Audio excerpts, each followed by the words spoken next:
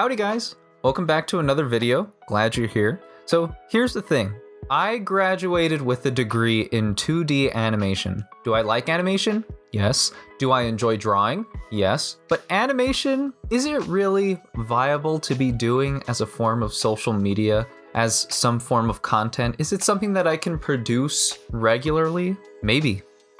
So the problem is, animation takes a long time to do. It's countless drawings over and over and over, and yeah, like I said, it takes a lot of time. But I was thinking maybe there's a way that we can streamline this process without it having to be some sort of huge commitment where you don't see me for like 2 to 5 weeks because I'm working on one project. You know what I mean?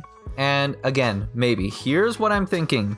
So, while I was on Instagram the other day, I came across some accounts that had very subtle animations. They were like head turns, hair flowing in the breeze, a character blinking, and stuff like that. Nothing too crazy. And that's what caught my attention. What if I just did some really easy, super simple animations, nothing with too much movement, something that is the amount of work as maybe a walk cycle, or the other examples that I just mentioned. So I decided to see if I can do that. And so yeah, I want to try this also because I feel like it would also be a good thing for to build up, use it to build up my social media as well. I was thinking, Instagram Reels always do a lot better, and they say they do better, whoever they is, but yeah, I just want to try posting Instagram Reels more often and maybe some content on TikTok. And I don't know, flat imagery, while I love it, and I love drawing the characters, I feel like I'm getting so much better at it, but I like animating. I like watching pictures move. That's my thing. So I want to see if there's a way that I can kind of streamline that process and do it a little more quickly than what it usually takes. And yes, I understand artists shouldn't take shortcuts for stuff like this, but I don't know, just I don't know, just let me try, okay? Yeah. This would also give me a better look of what my characters are, and I don't know, I feel like it's just another study for my characters too, so it's another reason why I want to do this. But okay, let's get started, and also feel free to try this yourselves. I want to see if maybe this would work out for, other people too. But anyways, all right, first things first, reference. Like I mentioned before, I have a wonderful friend who is really cool about helping me with references, and this is the one I went with. All right. Step 2. Now, just have to draw the character using the reference. But I forgot to record myself drawing this character. But I did practice it a lot in my sketchbooks, and here's those. But honestly, you're also not missing out on too much. If you want to see how I basically drew this character, check out my animated character drawing tutorial. It's basically the same thing. That's how I drew this character. It was the same process. The next step was to add a background. Now, this one was tricky. I haven't kept up with drawing backgrounds. I've just been doing characters and stuff. And I also wanted to change the style of how I do backgrounds for my oh my god, my words are mixed up. But yeah, I wanted to change the style of how I usually do my backgrounds. For my animated short and mostly everything else, I typically painted digitally, of course, the backgrounds, and I just gave them this painterly look. They didn't have really hard outlines or anything like that. But this time I wanted to have some sort of line art involved in the background, like I've seen in some of my other favorite shows. So I tried laying out the foreground, background, and midground, not in that order.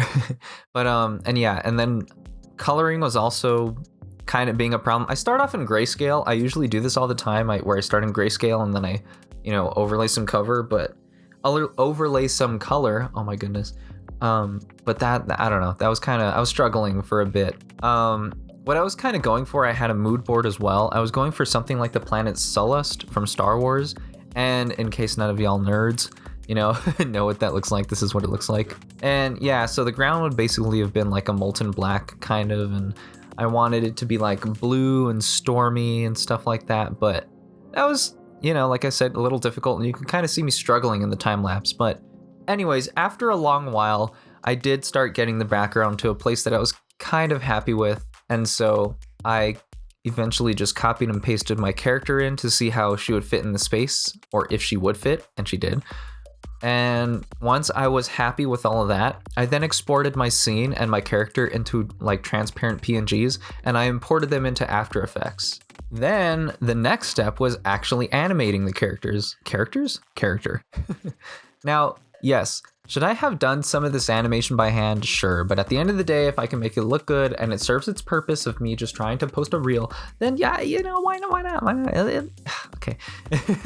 If anyone else can animate, you know, if you want to take time animating the hair and like all the other elements, by all means, go for it. But I found a way to, you know, kind of circumvent all of that and get this out on a timely manner using After Effects. So anyways, I wanted her hair to move as if it were in the breeze. So I masked out her hair and then used CC Wave Warp, and I tweaked some of the settings to make it look like her hair was moving in the wind. Then I wanted to add some rain, so I used CC Particle World, and then I changed the birth rate to something kind of light, and I changed the color and directional axis and played around with the gravity to show how light or hard the rain was coming down. I also forgot to mention though, I wanted lightning to come out of her weapon, and so I went back and yes, I also did forget to record this as well. However, I did see a really great tutorial on how to animate lightning, and I'll link it down below. But yeah, it was a super great tutorial, and I did it all in Photoshop, and then I just, you know,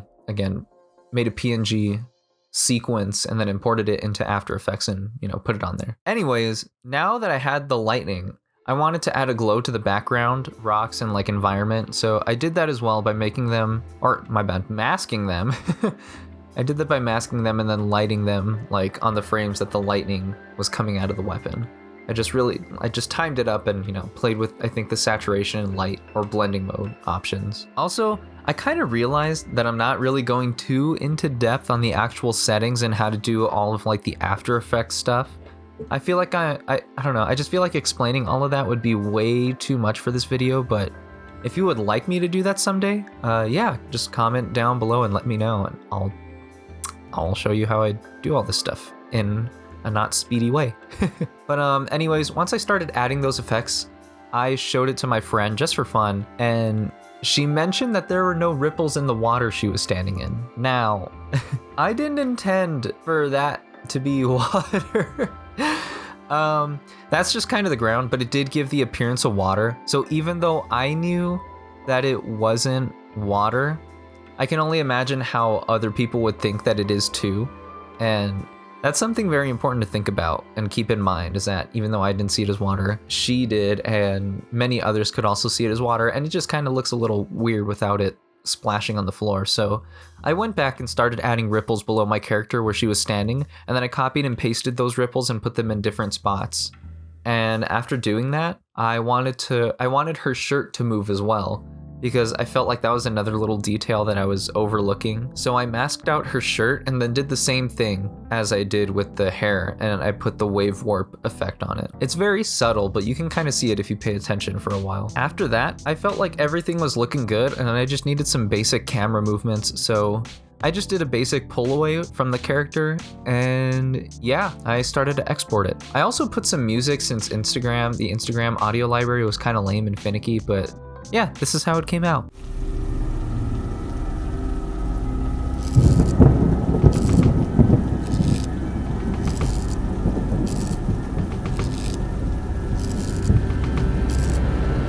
And that's pretty much it. Now all I really have to do is post it and see what happens. And this process actually didn't take too long. It took like 2 days, I think. And even at that, I maybe worked on them like 4 hours at a time, which is significantly faster than, you know, regular hand-drawn animation. But yeah, I mean, you know, it is what it is. There's of course, you know, that argument of would it look better if it was hand-drawn? Probably, but I think for the most part, I get the idea, and the storytelling gets told, I think, or like the story, not that I'm trying to tell, but you know, this image serves its purpose, and it's not super flat. It's not a standstill image. It's moving a little bit. It has some life to it. And honestly, I think that's all I'm happy with. And yeah, I want to see if I can do any more projects like this and see if I can maybe get them a little faster, because I do want to start putting out some animated stuff. But yeah, only time will tell. And I'm starting to brainstorm up some more projects of how I can do these things. So yeah, but that's what I've been doing, and we'll see how well it does in the future. I'll update you guys